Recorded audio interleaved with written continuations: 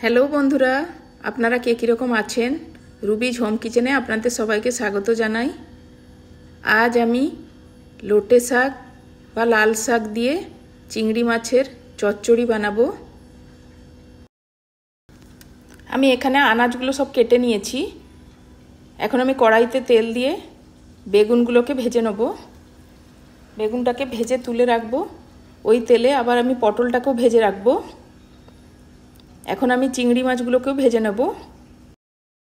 চিংড়ি মাছগুলো ভাজা হয়ে গেছে। এখন আমি চিংড়ি মাছগুলো তুলে নেব, দিয়ে ওর মধ্যে 5 ফোড়ন দিয়ে আলুগুলো ভেজে নেব।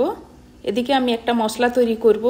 তার মধ্যে জিরে গুঁড়ো, ধনে গুঁড়ো, হলুদের গুঁড়ো আর সামান্য একটু জল দিয়ে মশলাটা তৈরি করে নেব।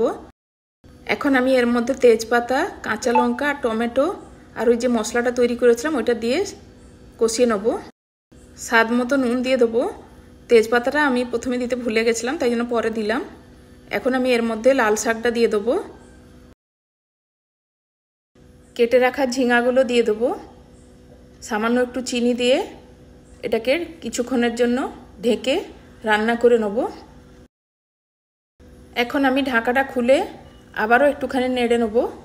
এখন এর মধ্যে আমি ভাজা পটল, চিংড়ি মাছ আর বেগুনটাও দিয়ে দিলাম। এখন এটাকে ভালো করে কষিয়ে নিতে হবে। কষানো হয়ে গেলে সামান্য একটু জল দিয়ে একটুখানি আবারও ঢেকে দেবো। আমার রান্নাটা কমপ্লিট হয়ে গেছে। এখন আমি গ্যাস বন্ধ করে দিলাম।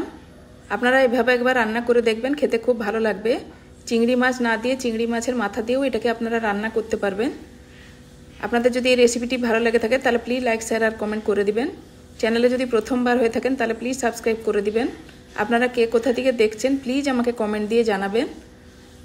সম্পূর্ণ ভিডিওটি দেখার জন্য আপনাদের সবাইকে ধন্যবাদ।